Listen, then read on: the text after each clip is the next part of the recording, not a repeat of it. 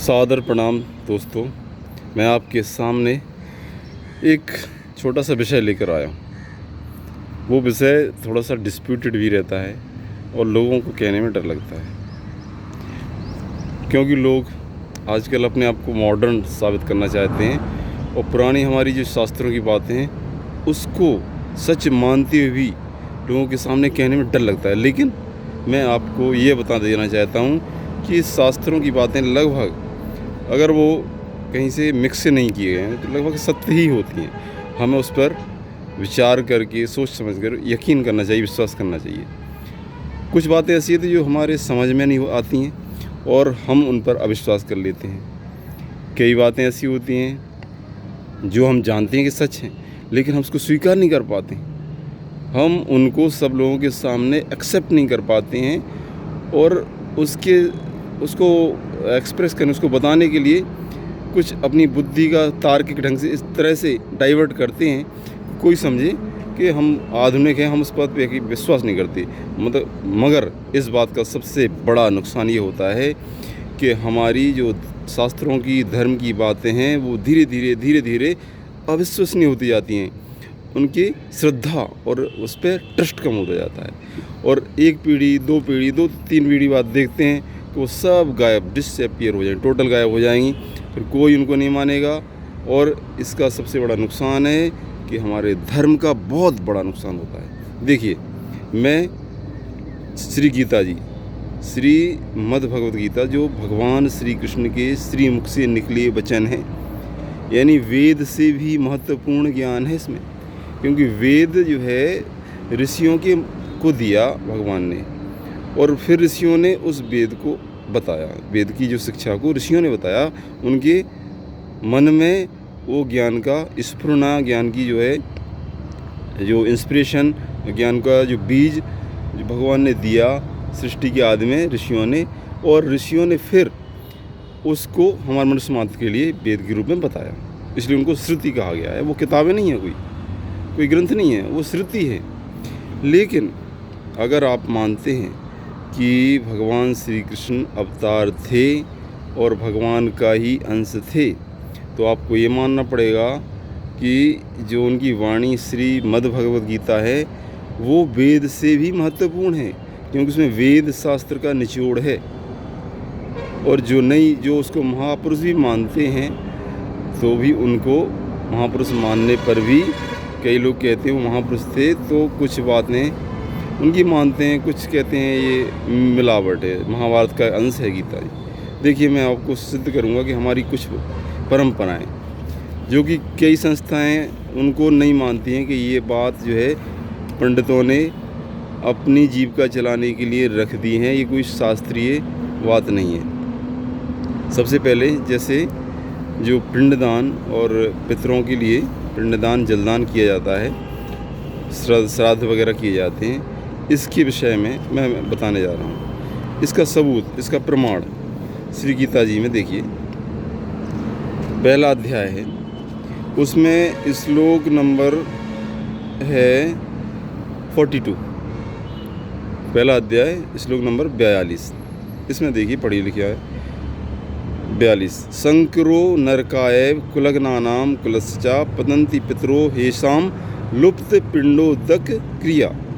मतलब जो वर्ण संकर संतानें हैं वो नरक में ले जाने वाली होती हैं, और जो है वो कुल का नाश करने के लिए कुलग्नानाम कुलस्चा पतंति पितरो, जो पितरों को जो है पतन में कर देती हैं, क्योंकि पितरों को लुप्त पिंडोदक क्रिया, क्योंकि जब वर्ण संकर संतान पैदा हो जाएंगी तो जलदान और पिंडदान की प्रक्रियाएं लुप्त हो जाएंगी। जब उनकी प्रक्रियाएं लुप्त हो जाएंगी तो हमारे पितर को न जल मिलेगा अपने वंशों के द्वारा और न ही पिंडदान मिलेगा।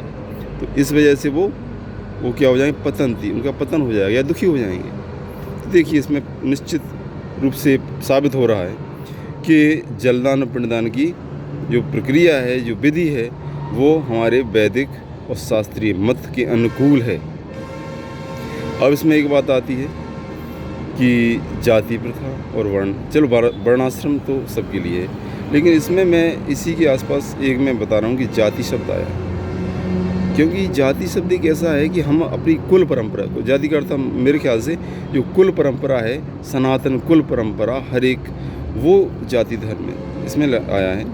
जब भगवान श्री कृष्ण अर्जुन पूछता है कि अगर हम युद्ध नहीं करें, मैं युद्ध नहीं करूँ, क्योंकि युद्ध करने से जो है कुल नष्ट हो जाता है, कुल नष्ट होने से स्त्रियां दूषित हो जाती हैं, स्त्रियों के दूषित होने से वर्ण संकर संतानें पैदा होती हैं और वो पिंडदान और जलदान की क्रियाएं नहीं हो पाती हैं, हमारे पितर नरक में पड़ते हैं।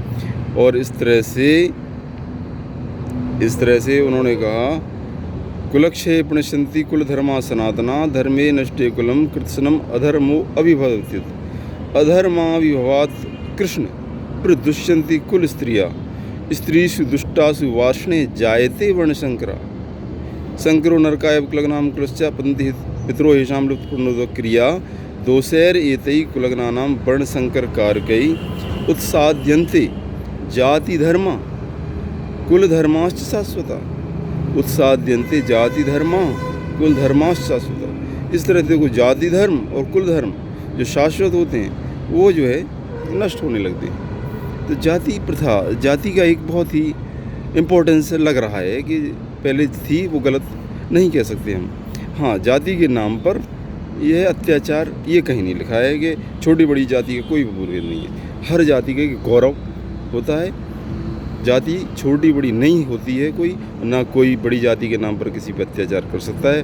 बस अपनी जाति का गौरव बनाए रखिए, अपनी जाति की शुद्धता बनाए रखिए, क्योंकि इससे वर्णशंकर संतानें पैदा नहीं होंगी और वर्णशंकर संतानें पैदा होंगी हमारे पितर जब हम खुद मृत्यु को प्राप्त हो जाएंगे, इसके बाद हमारी संतानें अगर सही होंगी तो हमें वो चलिए पिंडदान करेंगे तो कुछ जो है आगे तरक्की होगी, अच्छे लोग में सुख मिलेगा। अब आप कुछ लोग कहते हैं कि हम अच्छा कर्म करेंगे, इससे हमें कोई ज़रूरत नहीं है कि हमारे किस संतान होनी। चलिए ठीक है, बहुत से लोग अच्छे काम करेंगे, लेकिन इस कलयुग में अच्छे काम कभी नहीं हो सकते हैं। तो क्या बुरा है अगर कुछ सपोर्ट हमारे अच्छे कर्म, ये भी अच्छे कर्म हैं, अपनी जाति की अपने कुल की शुद्धता बनाए रखना। हमारे जो वंशज हैं वो अगर जलदान और पिंडदान करते हैं तो हमें सुख मिलता है, पूर्वजों को सुख मिलता है। तो क्या बुरा है, क्या इसमें बुराई है? क्या इसको छोड़ना अच्छा है क्या? मैं तो कहता हूँ हमारी जितनी परंपराएं हैं उनको पालन करना ही फ़ायदेमंद है। हम आधुनिक भी बन सकते हैं और धार्मिक भी बन सकते हैं। धार्मिक बनने का मतलब अंधविश्वासी नहीं है, धार्मिक बनने का मतलब है आधुनिक। धर्म की वो बातें ग्रहण करो जो वैज्ञानिक हैं, जो तार्किक हैं, जो लाभकारी हैं, जो किसी को दुख नहीं देती हैं, जो किसी के साथ भेदभाव नहीं करती हैं। सर्वे भवन्तु सुखिनः सर्वे सन्तु निरामयाः सर्वे भद्राणि पश्यन्ति मा कश्चित् दुःखभाग्। तो हमारे यहाँ तो ये कहा है, वसुधैव कुटुम्बकम की भावना है हमारे यहाँ। देखिए इस तरह से। और भगवान को जो है श्री कृष्ण को कई लोग महापुरुष मानते हैं, भगवान नहीं मानते। मैं इसमें से बताता हूँ कि वो साक्षात ईश्वर थे। साक्षात ईश्वर इसलिए थे, उन्होंने जब कभी भी हर जगह उन्होंने यही कहा है कि हे अर्जुन, मैं सबसे पहले मैंने इस ज्ञान को सूर्य को दिया था। तो ये बताइए अगर वो महापुरुष होते तो सूर्य को वो ज्ञान देते क्या? और ये जो परंपरा से प्राप्त ज्ञान को मैंने सूर्य को दिया था, सूर्य ने मनु को दिया था, इक्ष्वाकु को उन्होंने। इस तरह से वो ज्ञान आया, आज मैं फिर दे रहा हूँ, क्योंकि वो लुप्त हो गया था। और हर जगह कहते हैं कि मैं ही ईश्वर हूँ। आप पूरे गीता पढ़िए रोज़, उसमें कितने सारे चीज़ें आई हैं। देखिए उन्होंने कहा है लोके अस्मिन् द्विविधा निष्ठा पुरा प्रोक्ता मैंने, मेरे द्वारा लोके अस्मिन् द्विविधा, मेरे इस लोक में दो तरह की निष्ठाएं हैं, एक ज्ञान योग है, एक सांख्य योग। ठीक है, तो भगवान ने ही बताया। फिर उन्होंने कितनी चीज़ें बताई, कर्मयोग, ज्ञान योग, भक्ति योग के बारे में बताया। फिर उन्होंने बताया श्रेयान स्वधर्मो विगुणा पर धर्मात् सुनिष्ठा स्वधर्म निधनम श्रेय पर धर्मो। अपने धर्म में यानी अपने जो स्वकर्म करने की, अपने जो आपके अंदर एक भगवान ने गुण दिया विशेष, उसको उस गुण के आधार पर अपना कर्म निश्चित करते हैं। उसको कहा है, जैसे पहले वर्णाश्रम था, जाति धर्म थे, या लेकिन आजकल के हिसाब से आप जो कर्म कर रहे हैं वो आपका स्वधर्म है। स्वधर्मी, अपने स्वधर्म को त्याग कर जो दूसरे को धर्म यानी दूसरे कार्य अच्छा लगता है, दूसरा कार्य बहुत अच्छा लग सकता है, लेकिन आपको अपना कार्य श्रेष्ठ समझना चाहिए, उसी में मरना भी श्रेष्ठ कर है। देखिए अब मैं आपको बताता हूँ भगवान कैसे, श्री कृष्ण भगवान कैसे भगवान थे, क्यों थे। आप 11वें अध्याय में देखिए भगवान ने जो 10वें अध्याय में देखिए भगवान खुद कह रहे कि ना मे विदु सुरगणा प्रभव ना महर्षया अहम आदिर देवानाम महर्षिणाम च सर्वसा। मेरे प्रभाव को देवगण और महर्षि नहीं जानते। अहम आदि, मैं ही आदि हूँ, देवानाम देवताओं का भी आदि कारण हूँ, महर्षिणाम महर्षियों का भी आदि हूँ, उनका भी आदि स्रोत हूँ, च सर्वसा और सभी लोगों का। यो माम अजम नादिम च वेत्ति लोक महेश्वरम, जो मुझे अजन्मा मानता है और इस लोक महेश्वरम सभी तीनों लोकों का महेश्वर, जितने भी लोकांतर हैं उनका सबका ईश्वर मानता है। असम मूढ़ा समर्थि सर्व पापी, इस तरह से वो अगर मानता है तो सारे